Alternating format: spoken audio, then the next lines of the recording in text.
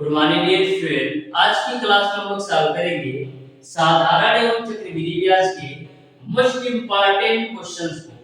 Dear student, एक question ऐसे होंगे जो आपके प्रीवियस ईयर पेपर में बार-बार पूछे गए क्वेश्चन होंगे। तो डियर स्टूडेंट, प्रत्येक क्वेश्चन का सॉल्यूशन मैं आपको बिल्कुल कॉन्सेप्ट के साथ कराने वाला हूं। तो प्रत्येक क्वेश्चन के सॉल्यूशन को आप बिल्कुल ध्यान से अच्छी तरीके से समझते हुए चलिएगा। जितने भी आपके प्रीवियस 10 सालों में साधारण एवं चक्रवृद्धि ब्याज से क्वेश्चन पूछे गए हैं, टोटल क्वेश्चन का मैं सॉल्यूशन लेकर आया हूं।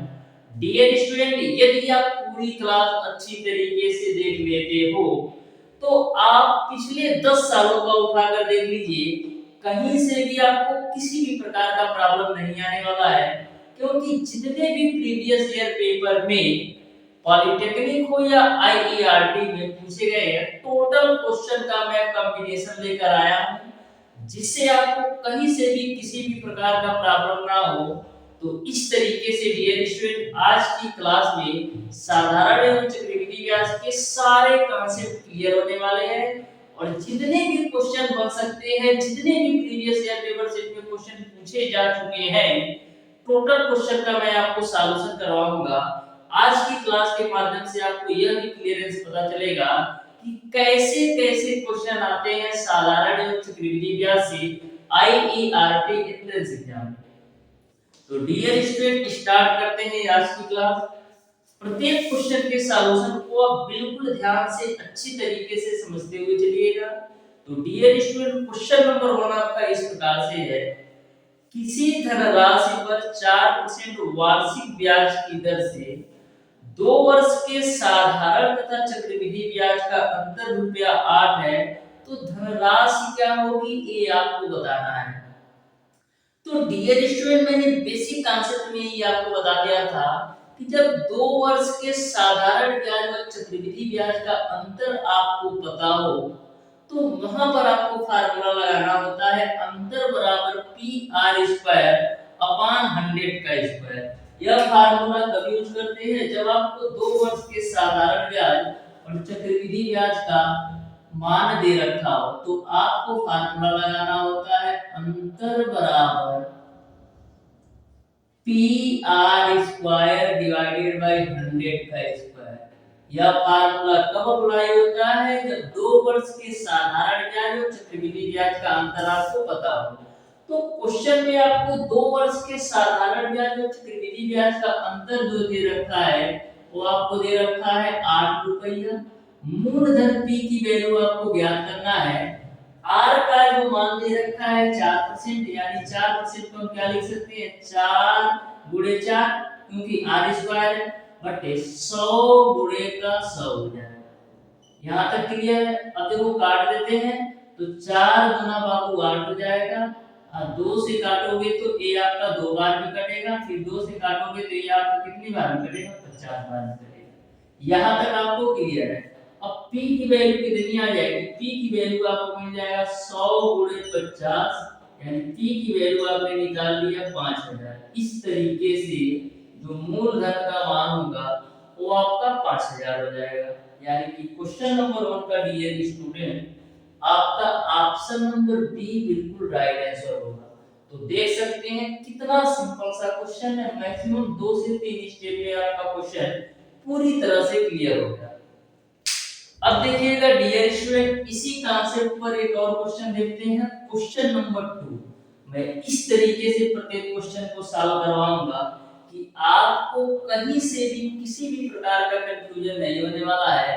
बस आप क्लास को अच्छी तरीके से शुरू से अंत तक देख लीजिए, 100% आपको कहीं से भी किसी प्रकार का क्वेश्चन पूछ लिया जाए, चाहे आप किसी भी बुक को उठा करके देख लीजिए, साधारण एवं चक्रवृद्धि ब्याज से क्वेश्चन आपसे फंसेगा नहीं।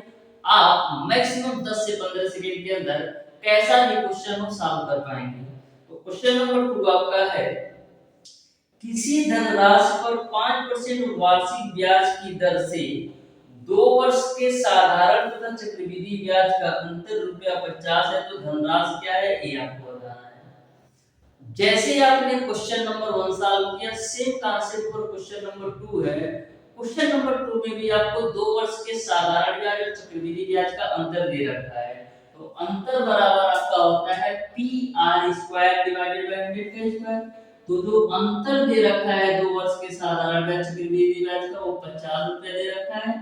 पी की वैल्यू निकालना है। आर का जो मान आपको दे रखा है 5%, तो 5 का स्क्वायर कर दो तो ये हो जाएगा 25 बटे 100 का स्क्वायर है, तो इसको हम लिख सकते हैं 100 गुणे 100। अब देखो 25 चौको 100 हो जाएगा और बस इतना ही है। तो यहाँ से आप सॉल्व करो तो p की वैल्यू कितनी मिल जाएगी, 50 गुणे 4 गुणे 100 के रूप में। इसको आप सॉल्व करो तो कितना होगा, 5 चौक 20 हो जाएगा। उसके पीछे कितना जीरो चिपका दो, 3 जीरो चिपका दो। तो इस तरीके से जो p का मान होगा वो आपका 20,000 रुपया हो जाएगा। यानी कि 20,000 रुपया हो जाएगा। तो यहाँ पर डीएल स्टूडेंट 2 वर्ष का दिया था ना, एक बार चेक कर लेते हैं। तो अंतर की वैल्यू आपको दे रखा है बाबू 50 रुपया, ठीक है। 50 P R square divide by 100 का स्क्वायर, ठीक है। तो ये आपका हो जाएगा 400 गुणे 50। तो 400 गुणे 50 कितना होगा, 4 पचे 20, ठीक है। तो 20,000 आपका मूलधन हो जाएगा। इस तरीके से डीएल स्टूडेंट क्वेश्चन नंबर 2 का ऑप्शन नंबर सी बिल्कुल राइट आंसर होगा।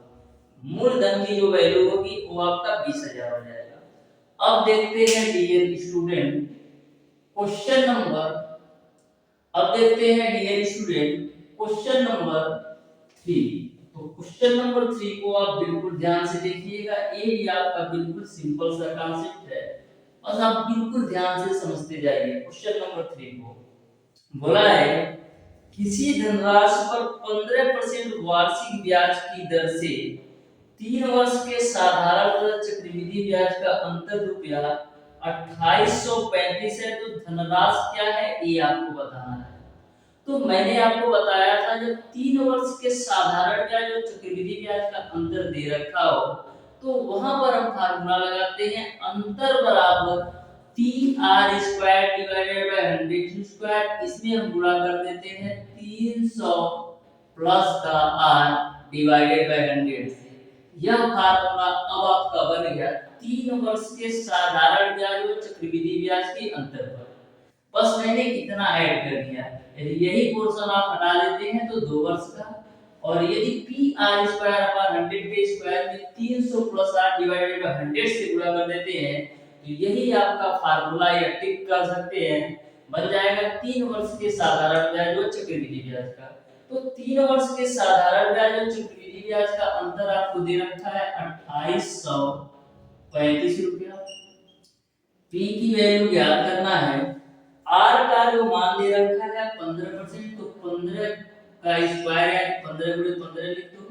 नीचे आपका 100 का स्क्वायर है तो हम 100 गुणे 100 लिख देते हैं। यहाँ पर देखो आर की वैल्यू 15 रखना है तो 300 प्लस 15 हो जाएगा आपका 315, और नीचे आपका 100 है तो 100 लिख दो। अब देखना ध्यान से, यहाँ पर हम करते क्या है, सबसे पहले हम इसको 5 से काट देते हैं। 5 छक 30, फिर 5 3 15, फिर 5 से काटो तो 5 दूना 10 0, ठीक है। फिर 5 से काटो तो 5 3 15, फिर 5 भी सही अब 100 हो जाएगा। फिर ये आपका 5 3 15, फिर 5 भी सही अब 100। यहाँ तक आपको क्लियर है। अब देखना डियर स्टूडेंट हम 3 से काटते हैं तो कितना होगा, 3 9 27, फिर 1 3 3 4 12, फिर 3 5 15।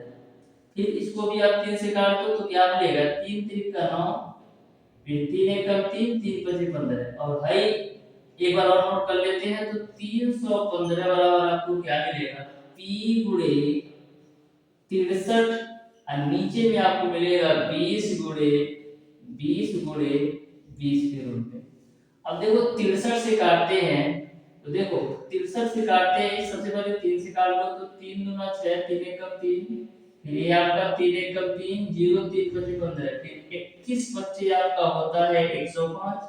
तो यहाँ से आपकी जो p की वैल्यू मिल जाएगी 5 गुणे 20 गुणे 20 गुणे 20 के रूप में। अब देखो 2 दूना 4 दूना 8 25 40, 2 दूना 4 दूना 8 25 40 हो गया। कितना जीरो चिपकाना, 1 2 3 जीरो चिपका दो। तो इस तरीके से जो p का मान आएगा वो आपका 40,000 हो जाएगा।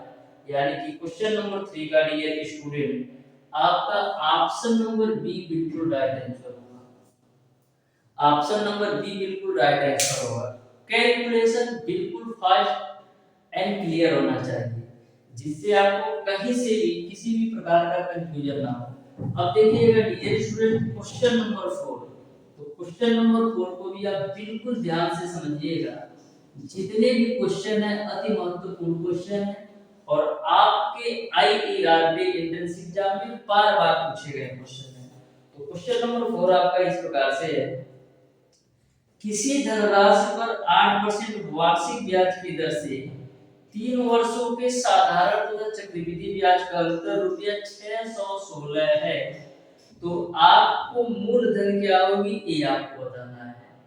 जिस कॉन्सेप्ट पर आपने क्वेश्चन नंबर 3 सॉल्व किया सेम कॉन्सेप्ट पर क्वेश्चन नंबर 4 भी है, क्योंकि इसमें भी आपको 3 वर्ष के साधारण ब्याज और चक्रवृद्धि ब्याज का अंतर दे रखा है। तो क्वेश्चन नंबर 4 को आप बिल्कुल ध्यान से समझिएगा। तो 3 वर्ष के साधारण ब्याज और चक्रवृद्धि ब्याज के अंतर का जो फार्मूला है वो क्या होता है, P R square divided by 100 का स्क्वायर गुणे आप कर दो 300 प्लस का आर डिवाइडेड बाय 100। बार बार फार्मूला में इसलिए लिख रहा हूं जिससे आपको सारे कॉन्सेप्ट और फार्मूले क्लास में ही याद हो जाए। तो 3 वर्ष के साधारण ब्याज और चक्रवृद्धि ब्याज का अंतर दे रखा है 616।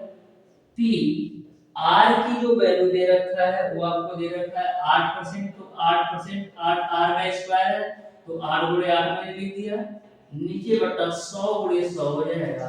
यहाँ पर 300 प्लस 8 करोगे तो 308 हो जाएगा और नीचे आपका 100 है तो 100 हो जाएगा। ठीक है, अब देखो इसको हम सॉल्व कर लेते हैं। तो 4 दूना 8 और 25 जोड़ कर 100, 4 दूना 8 और 25 जोड़ कर 100। ठीक है, यहाँ पर आप 4 से काट लो तो 4 सत्ते 28, फिर 4 सत्ते 28, फिर यहाँ पर काट लो तो 4 25 में 100 हो जाएगा। यहाँ तक आपको क्लियर है, यहाँ तक आपको क्लियर है। अब देखना डियर स्टूडेंट आगे हम करते क्या है, यहाँ पर आप 2 से भी काट लो तो 2 3 6 0 और 2 8 16, फिर 2 से काट लो तो 2 कम 2 2 25 10 100, फिर हो जाएगा आपका 2 चौक 8। तो फाइनली आपको मिल जाएगा 154 बराबर p गुणे 77 बट्टे का 25 गुणे 25 गुणे 25 के रूप में। अब देखना 77 गुना आपका होता है 154, तो p की वैल्यू कितना मिल जाएगा 2 गुणे 25 गुणे 25 गुणे 25 के रूप में। अब देखो कैलकुलेशन सिंपल कैसे बनाते हैं, ये 2 गुणे 25 करोगे कितना होगा, 2 गुणे 25 करोगे तो आपका हो जाएगा 50 गुणे, इन दोनों 25 का आपस में गुणा कराओ तो 25 गुणे 25 आपका होता है 625। ठीक है, और सिंपल बना लो तो 50 को हम क्या लिख सकते हैं, हम लिख सकते हैं 100 बटे 2 और गुणे आपका हो जाएगा 625। अब देखना या तो डायरेक्ट गुणा कर लेना, कैलकुलेशन तो उतना ही होगा, कोई दिक्कत नहीं। ठीक है, अब देखो 5 से गुणा कराओ तो 5 25 25, इस 5 दूना 10 तो 12 को 2, 5 36 और 1 31, और 1 0 है तो 1 0 चिपका दो, यानी p की जो वैल्यू आएगी 31250 हो जाएगा। इस तरीके से क्वेश्चन नंबर 4 का आपका ऑप्शन नंबर सी बिल्कुल राइट आंसर होगा। तो बिल्कुल सिंपल सिंपल कॉन्सेप्ट है, बस आपको कॉन्सेप्ट पता होना चाहिए। अब देखिएगा डियर स्टूडेंट क्वेश्चन नंबर 5। तो नेक्स्ट कॉन्सेप्ट पर चलते हैं डियर स्टूडेंट, क्वेश्चन नंबर 5 की तरफ। बिल्कुल आप ध्यान से देखिएगा क्वेश्चन नंबर 5 को कैसे सॉल्व करना है। तो क्वेश्चन नंबर 5 आपका है, कोई धन एक निश्चित धनराशि पर ब्याज की दर से 8% में दोगुना हो जाता है। सॉरी, क्वेश्चन को ध्यान से देखिएगा, बोला है कोई धन एक निश्चित साधारण ब्याज की दर से 8 वर्ष में दोगुना हो जाता है, तो उसी दर से कितने समय में 3 गुना हो जाएगा ये आपको बताना है। जो आपका क्वेश्चन नंबर 5 है साधारण ब्याज में गुना वाले प्रश्न पर है। तो मैंने आपको बेसिक कॉन्सेप्ट में बताया था कि जब साधारण ब्याज से गुना वाले प्रश्न पूछे जाए तो आपको कैसे सॉल्व करना होता है। तो साधारण ब्याज से जब भी आपसे गुना वाले प्रश्न पूछा जाए तो सिंपल सा आपको यही कॉन्सेप्ट लगा देना है कि T1 बट्टे का बाबू T2 बराबर आपका क्या होता है M1 माइनस का 1 डिवाइडेड बाई M2 माइनस का 1। ये आपको फार्मूला लगा देना है जब साधारण ब्याज से गुना वाले प्रश्न पूछा जाए। तो सबसे पहले बोला गया है डियर स्टूडेंट कि 8 वर्ष में 2 गुना हो जाता है, यानी T1 की वैल्यू 8 है बटे का T2 की वैल्यू निकालना है 8 वर्ष में 2 गुना, यानी M1 की वैल्यू 2 माइनस का 1। तो बोला है कितने वर्षों में 3 गुना हो जाएगा, यानी M2 की वैल्यू 3 माइनस का 1 हो जाएगा। तो देखो 8 बट्टे का T2 बराबर 1 बट्टे का 2, तो T2 की वैल्यू कितना मिल जाएगी, T2 की वैल्यू आपको मिल जाएगी 16 वर्ष, यानी कि 16 वर्ष में आपका धन 2 गुना हो जाएगा, 3 गुना हो जाएगा। इस तरीके से डियर स्टूडेंट क्वेश्चन नंबर 5 का ऑप्शन नंबर सी सही हो जाएगा, वही धन 16 वर्ष में 3 गुना हो जाएगा। अब देखिएगा डियर स्टूडेंट क्वेश्चन नंबर 6, तो बिल्कुल आप ध्यान से देखिएगा क्वेश्चन नंबर 6 को भी। ये भी कॉन्सेप्ट बिल्कुल सिंपल और क्लियर है। देखिए क्वेश्चन नंबर 6 आपका है 20 वर्ष में कितने प्रतिशत वार्षिक ब्याज की दर से कोई धन अपने से 2 गुना हो जाएगा। कभी भी आपसे क्वेश्चन पूछा जाएगा तो उसमें क्लियर लिखा रहेगा कि साधारण ब्याज का क्वेश्चन है कि चक्रवृद्धि ब्याज का क्वेश्चन है। जैसे क्वेश्चन नंबर 6 है 20 वर्ष में कितने प्रतिशत वार्षिक ब्याज की दर से कोई धन अपने से 2 गुना हो जाएगा, ये आपको बताना है। तो सबसे पहले डियर स्टूडेंट मैं मान लेता हूं कि वह जो आपका धन है, जो आपका मूलधन है, वो आपका x है। बोला है कि 20 वर्ष में कितने प्रतिशत वार्षिक ब्याज की दर से 2 गुना हो जाएगा। तो यदि आपका मूलधन x है तो 20 धन कितना हो जाता है 2x, क्योंकि 2 गुना होता है। तो यहाँ पर मैं पूछूं कि साधारण ब्याज कितना होगा, तो साधारण ब्याज निकालने के लिए करोगे क्या, मिश्र धन में से मूलधन घटाओगे, तो साधारण ब्याज कितना आ जाएगा 2x में से x घटाओगे तो x आ जाएगा। अब आप सिंपल तरीके से सॉल्व करके r की वैल्यू निकाल सकते हो, क्योंकि आपको पता है साधारण ब्याज बराबर मूलधन गुणे दर गुणे समय बटे का 100 होता है। तो साधारण ब्याज x है, मूलधन की वैल्यू आपका x में निकालना है, r की वैल्यू निकालना है, समय का मान 20 साल है, अब बटे का 100 हो जाएगा। x से x कोष्ठक में चला जाएगा, 20 से काटोगे तो 5 बार में जाएगा, यानी r की वैल्यू कितना हो जाएगा 5%, यानी r का जो मान होगा वो आपका 5% होगा। इस तरीके से क्वेश्चन नंबर 6 का आपका ऑप्शन नंबर डी सही हो जाएगा, जो r की वैल्यू आएगी वो आपका 5%। तो देख सकते हो कितना सिंपल सिंपल क्वेश्चन पूछे जाते हैं, लेकिन सिंपल कब लगेगा जब आपको बेसिक कॉन्सेप्ट और ट्रिक अच्छी तरीके से पता होगा। उसके लिए डियर स्टूडेंट आपको अच्छी तरीके से हमारी पूरी क्लासेस लेना पड़ेगा। मैं डियर स्टूडेंट ऑलरेडी 5 क्लास ले रखा हूं साधारण एवं चक्रवृद्धि ब्याज का। जो भी स्टूडेंट अच्छी तरीके से उन पांचों क्लास को लेने के साथ साथ इस क्लास को अच्छी तरीके से देख लिया 100% गारंटी के साथ, उसके 2 क्वेश्चन पक्के हैं आईईआरटी एंट्रेंस एग्जाम 2024 में। 2 क्वेश्चन का मतलब 8 नंबर होता है और इसकी वैल्यू बहुत ज्यादा होती है। जो भी स्टूडेंट हमारे सिलेक्टेड है आईईआरटी एंट्रेंस एग्जाम 2023 में, उनसे आप पूछिएगा तो क्लियर तरीके से बताएंगे कि एक एक नंबर की कितनी वैल्यू होती है। अब देखिएगा डियर स्टूडेंट क्वेश्चन नंबर 7, तो बिल्कुल ध्यान से समझिएगा डियर स्टूडेंट क्वेश्चन नंबर 7।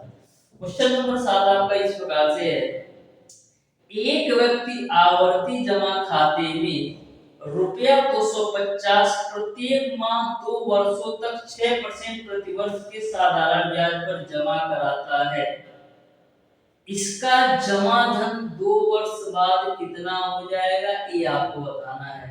यानी कि कोई एक व्यक्ति है जो कि आवर्ती जमा खाते में 250 रुपया प्रति माह के हिसाब से 2 वर्षों तक जमा करता है, तो आपको यह बताना है कि 2 वर्ष बाद उसका कुल कितना धन हो जाएगा। तो बिल्कुल आप ध्यान से समझिएगा क्वेश्चन नंबर 7 को डियर स्टूडेंट। सबसे पहले हम एक वर्ष की बात करते हैं कि एक वर्ष में वो कितना पैसा जमा किया और कितना उसको साधारण ब्याज मिला। तो पहले वर्ष के लिए यदि हम मूलधन की बात करें तो क्या होगा 250 रुपया और एक साल में 12 महीना। तो जो पहले वर्ष का मूलधन क्या हो जाएगा, तो देखो एक जीरो है तो एक जीरो उतार दो, अब 12 × 5 = 60 को जीरो, अब 12 × 24 और 6 हो जाएगा 30। यानी पहले साल के लिए जो मूलधन उसने जमा किया 3000 रुपया। अब 3000 पर आप साधारण ब्याज निकाल लो, तो मूलधन गुणे दर की वैल्यू 6, समय का मान 1 बट्टे का 100, है दो जीरो से है दो जीरो कब्जा में, तो 30 × 6 कितना आ जाएगा 180 रुपया। यानी पहले साल में जो साधारण ब्याज था 180 रुपया, तो पहले साल का मिश्रण कितना हो जाएगा मूलधन प्लस का साधारण ब्याज। तो मूलधन हो जाएगा आपका 3000 प्लस का साधारण ब्याज 180 रुपया, तो 3180 रुपया ही पहले साल का मिश्रण हो गया। अब डियर स्टूडेंट हम बात करते हैं दूसरे वर्ष का। तो देखो दूसरे वर्ष का क्या होगा, तो दूसरे वर्ष के लिए भी सेम कांसेप्ट होगा, क्योंकि दूसरे वर्ष का भी तो मूलधन वही होगा, क्योंकि वह 2 सालों तक 250 रुपया जमा करता है। तो दूसरे वर्ष का भी मूलधन आपका 3000 रुपया होगा। और दूसरे वर्ष का जो साधारण ब्याज होगा वो भी तो सेम होगा, क्योंकि दर समान है, तो वो भी आपका 180 रुपया ही होगा। यानी दूसरे वर्ष में भी उसका मिश्रण क्या हो जाएगा 3000 + 180, यानी कि 3180 रुपया दूसरे वर्ष का भी उसका मिश्रण हो जाएगा। तो इस तरीके से पहले साल 3180 और दूसरे साल 3180, यानी कि जो टोटल अमाउंट उसका हो जाएगा 6360 रुपया। यानी कि 2 साल बाद 6360 रुपया मिलेगा। इस तरीके से क्वेश्चन नंबर 7 का ऑप्शन नंबर सी सही हो जाएगा। जो उसकी 2 साल बाद पूरी राशि मिलेगी वो आपका 6360 रुपया। अब देखिएगा डियर स्टूडेंट क्वेश्चन नंबर 8। तो बिल्कुल आप ध्यान से समझिएगा क्वेश्चन नंबर 8 को भी सिंपल तरीके से और बेसिक कॉन्सेप्ट को क्लियर करने वाला हूं। तो क्वेश्चन नंबर 8 है आपका डियर स्टूडेंट, कोई धन चक्रवृद्धि ब्याज की दर से 3 वर्ष में 5 एम हो जाता है, तो वह धन 125 एम कितने वर्ष में हो जाएगा ये आपको बताना है। जो आपका क्वेश्चन नंबर 8 है चक्रवृद्धि ब्याज से गुना वाले प्रश्न पर आधारित क्वेश्चन है। तो मैंने आपको बिल्कुल शानदार तरीके से बताया है। जो भी स्टूडेंट हमारी पिछली क्लास में दे रखा होगा वह क्वेश्चन नंबर 8 को मैक्सिमम 5 सेकंड के अंदर सॉल्व कर सकता है। बिल्कुल आप ध्यान से समझिएगा डियर स्टूडेंट क्वेश्चन नंबर 8 को बोला है 3 वर्ष में 5 एम हो जाता है। तो देखो कोई धन यम है जो कि कितना 3 साल में वो 5 एम हो जाता है। 3 वर्ष में जो है वो 5 एम हो जाता है, यानी कि 1 5 गुना होने में उसको 3 साल लग जाता है। 1 5 गुना होने में उसको 3 साल लग जाता है। तो मैंने बिल्कुल सिंपल सा कॉन्सेप्ट बताया था कि जो आपका धन होता है गुना के रूप में चलता है और जो आपका समय होता है ऐड के रूप में चलता है। तो 1 5 गुना होने में इसको 3 वर्ष लगा, तो दूसरा 5 गुना होने में भी इसको कितना साल लगेगा, दूसरा 5 गुना होने में भी इसको 3 वर्ष लगेगा। तो देखो 1 5 गुना होने में 3 वर्ष, तो दूसरा 5 गुना होने में भी इसको 3 वर्ष लगेगा। तो दूसरा जब 5 गुना होगा तो 5 एम का 5 गुना करोगे तो ये आपका हो जाएगा 25 एम। लेकिन आपको बताना है 125 एम कितने वर्षों में हो जाएगा। तो फिर आप 1 5 गुना कर दो, तो 1 5 गुना और करोगे तो 125 पर से 125 एम हो जाएगा। तो 1 5 गुना और होने में फिर 3 साल और ले लेगा। तो इस तरीके से कितना समय लगा, तो 3 + 3 + 3 यानी टोटल 9 वर्ष में वही धन आपका 125 गुना हो जाएगा। इस तरीके से डियर स्टूडेंट क्वेश्चन नंबर 8 का आपका इस तरीके से डियर स्टूडेंट क्वेश्चन नंबर 8 का ऑप्शन नंबर ए सही हो जाएगा। सेम कॉन्सेप्ट पर देखिएगा डियर स्टूडेंट क्वेश्चन नंबर 9 भी बोला है कोई धन चक्रवृद्धि ब्याज की दर से 6 वर्ष में 3 गुना हो जाता है, तो वह उसी दर से कितने वर्ष में 27 गुना हो जाएगा ये आपको बताना है।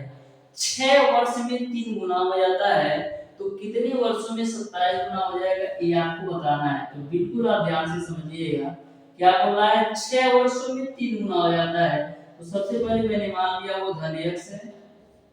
यह 3 गुना होने में कितना समय लेता है, यह 3 गुना होने में 6 वर्ष लगता है। तो आपको बताना है 27 गुना होने में कितना समय लगेगा। तो एक 3 गुना होने में 6 वर्ष, तो दूसरा 3 गुना होने करोगे कितना होगा, दूसरा 3 गुना करोगे तो ये आपका हो जाएगा 9x, फिर एक 3 गुना कर दो तो 27x हो जाएगा।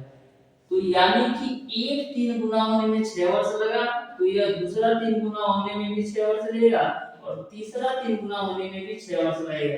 तो कितना समय ले लिया, 6 + 6 + 6 यानी 18 वर्ष में वही धन आपका 27 गुना हो जाएगा।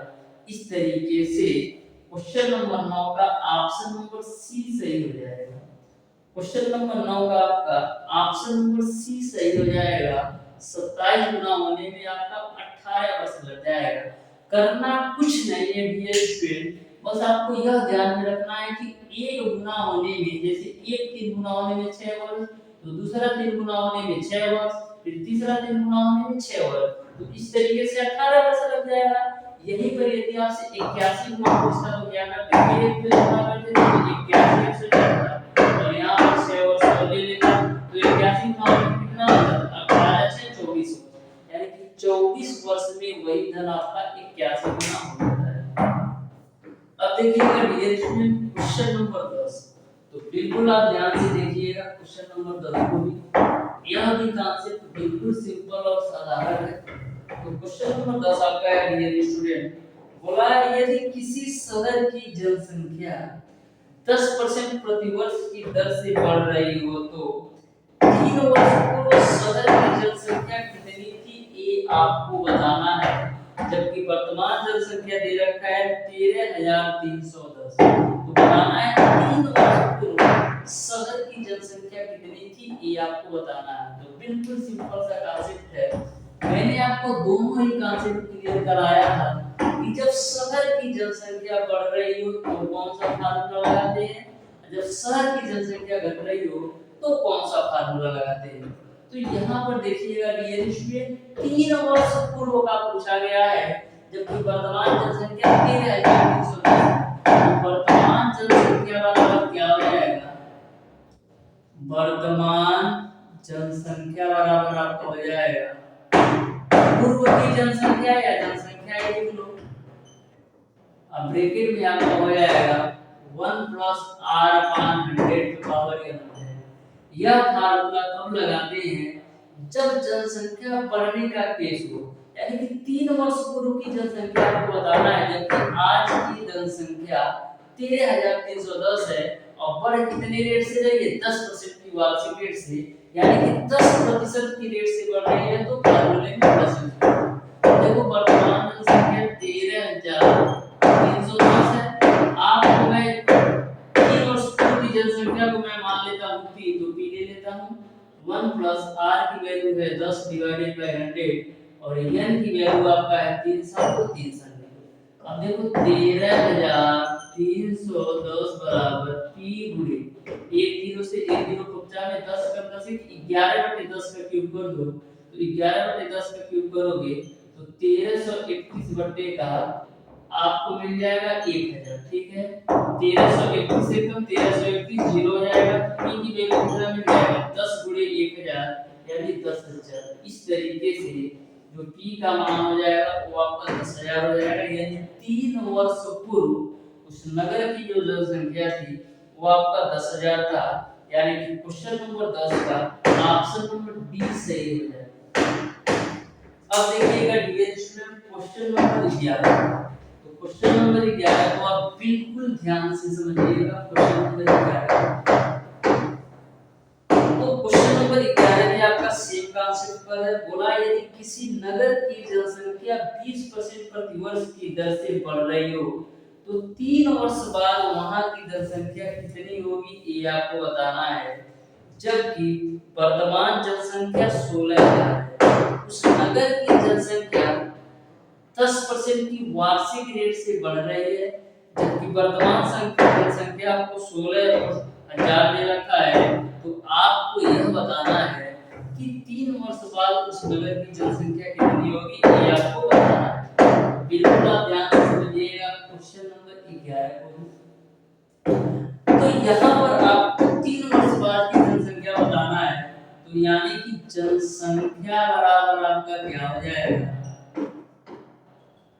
वर्तमान जनसंख्या बराबर जनसंख्या 1 प्लस आर अपॉन 100 पर पावर n होता है।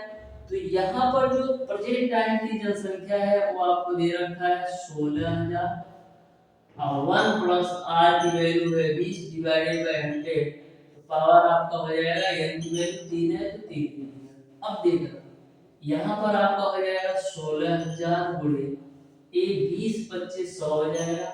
यहाँ पर देखो 5 एकम 5 एक 6/3 का क्यूब करोगे तो मिल जाएगा आपको 216 का 125। यहाँ तक किसी को कोई दिक्कत नहीं है। 5 एकम 5 एक 6/5 का क्यूब करोगे तो 216 का 125 मिलेगा। अब देखो 25 25 125, ये आपका 25 6 का 150 होता है, फिर बचेगा 100, 25 चौका 100, फिर 0 हो जाएगा। फिर यहाँ पर 5 से काट लो तो 5 एकम 5, 5 गुना 10 5 40, यानी पी की जो वैल्यू आएगी वो आपको मिल जाएगा 128 गुणे 216 के रूप में।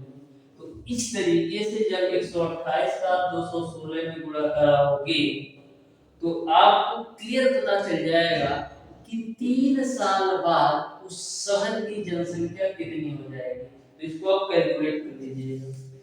अब देखिएगा डियर स्टूडेंट क्वेश्चन नंबर 12। तो क्वेश्चन नंबर 12 को आप बिल्कुल ध्यान से समझिएगा। क्वेश्चन नंबर 12 को बिल्कुल ध्यान से समझिएगा। क्वेश्चन नंबर 12 को डियर स्टूडेंट, क्वेश्चन नंबर 12 आपका है 2 वर्ष के लिए निश्चित राशि पर साधारण ब्याज रुपया 120 है और चक्रवृद्धि ब्याज रुपया 129 है, तो ब्याज की दर क्या है ये आपको बताना है। ऐसा क्वेश्चन ऑलरेडी मैंने सॉल्व करवा रखा है।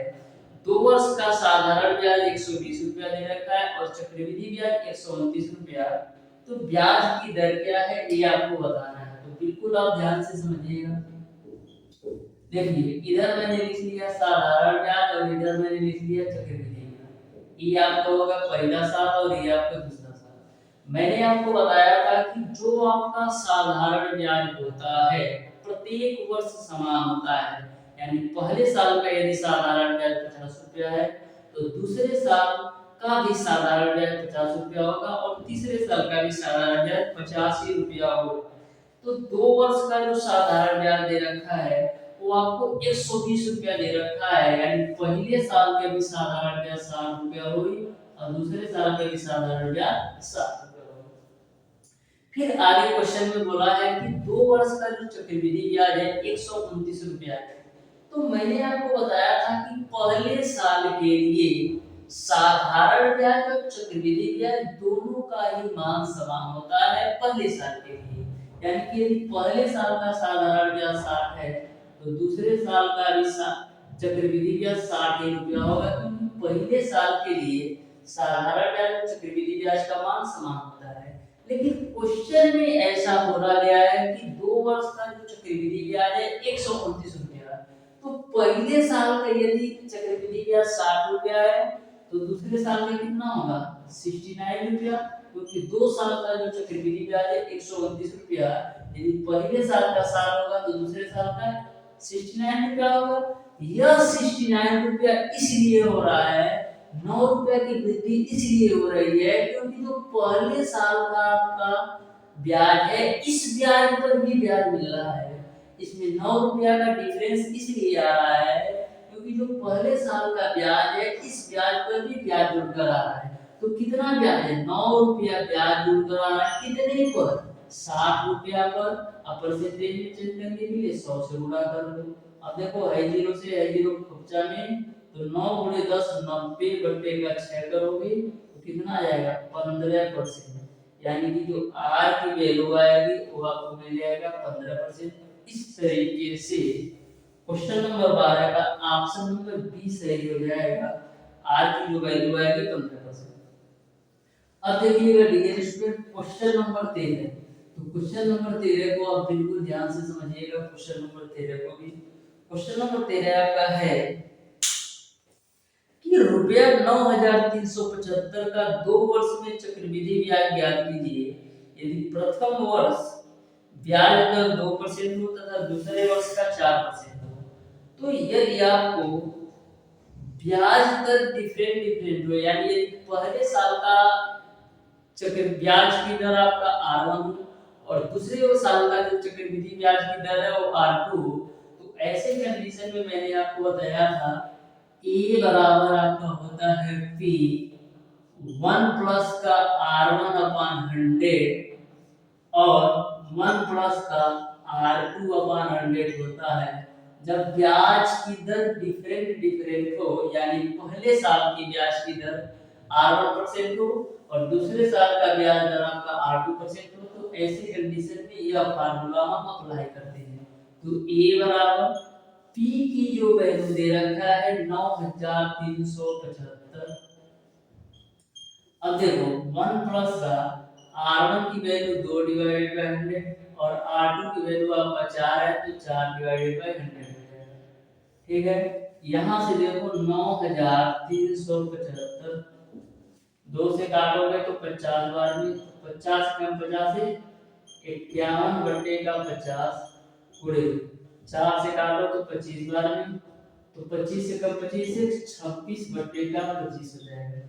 यहाँ से आप सॉल्व कर लो तो देखो 5 से काटेंगे तो 5 बजे 25, 5 एकम 5, 4 3 पंवटी 40, फिर 5 सते 35, फिर 5 पचे 25। ठीक है, फिर यहाँ पर आप 5 से काट लो तो देखो 5 से काटोगे तो 5 तिया 15, 5 सते 35, 5 पचे 25, यानी मिल जाएगा आपको 375 गुणे 51 बटे 50 गुणे 26 किलो। ठीक है, यहाँ पर आप 25 से काट लो तो 25 गुना 50, 25 से कम 25 बचे 12 5, यानी 125, 25 25 125 हो जाएगा। फिर यहाँ पर 2 से काट लो तो 2 13 यानी आपका 26 हो जाएगा। तो यहाँ से फाइनली आपको क्या मिल जाएगा 15 गुणे 51 गुणे 13 गुणे 51 गुणे 13 के रूप में। अब 15 गुणे 51 गुणे 13 कितना होगा, इसको आपको सॉल्व करना है। ठीक है, तो यहाँ पर देखिएगा 3 एकम 3 पचे 15। ठीक है, तो इसको आप कैलकुलेट कर लीजिए डियर स्टूडेंट। 15 गुणे 51 गुणे 13 कैलकुलेट करने के बाद जो आपका आंसर आएगा वही आंसर होगा। मैंने पूरा डिटेल में बता दिया है। अब देखिएगा डियर स्टूडेंट क्वेश्चन नंबर 14। तो क्वेश्चन नंबर 14 को आप बिल्कुल ध्यान से समझिएगा। जो आपका क्वेश्चन नंबर 14 है वो same to same question number 9 और 10 की तरह है।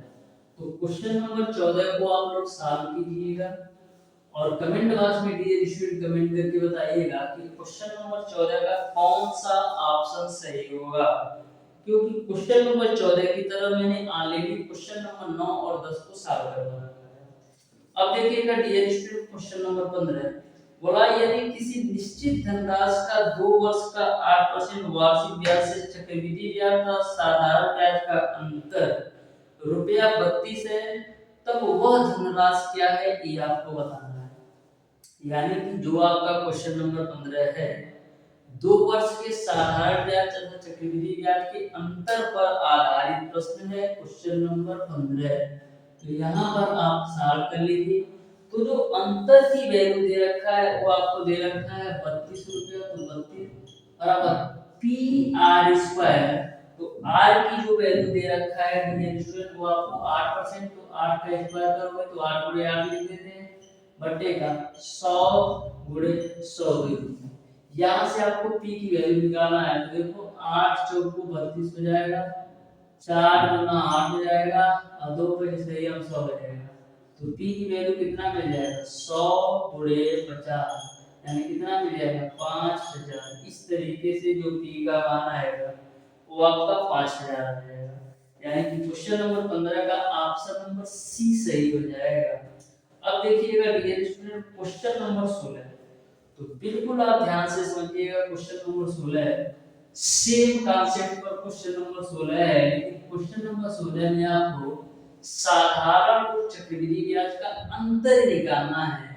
इसके पहले जितने भी क्वेश्चन आप सॉल्व कर रहे थे मूलधन निकालना था, लेकिन इसमें आपको अंतर निकालना है। तो बिल्कुल सिंपल सा इसका भी कॉन्सेप्ट है, क्योंकि 2 वर्ष के साधारण ब्याज और चक्रवृद्धि ब्याज का अंतर पूछ रहा है। तो आपको पता है अंतर बराबर आपका होता है P R square divided by 100 का स्क्वायर। तो अंतर की वैल्यू निकालना है तो अंतर रख देते हैं बराबर पी की जो वैल्यू दे रखा है, पी की जो वैल्यू दे रखा है डियर स्टूडेंट, वो आपको दे रखा है 2200 रुपया। आर की वैल्यू 5% है तो 5 का स्क्वायर कर लेते हैं 25 हो जाएगा, बटे 100 का स्क्वायर है तो 100 गुणे 100 कर। अब देखो है दो जीरो से है दो जीरो खपचे में, उसके बाद से 25 चौका 100 हो जाएगा, 4 से काट दो 22 को तो 4 बचे 20, फिर 4 बचे 20, यानी अंतर की जो वैल्यू आएगी वो आपको मिल जाएगा 5.5। इस तरीके से क्वेश्चन नंबर 16 का आपका ऑप्शन नंबर बी सही हो जाएगा। क्वेश्चन नंबर 16 का ऑप्शन नंबर बी सही हो जाएगा।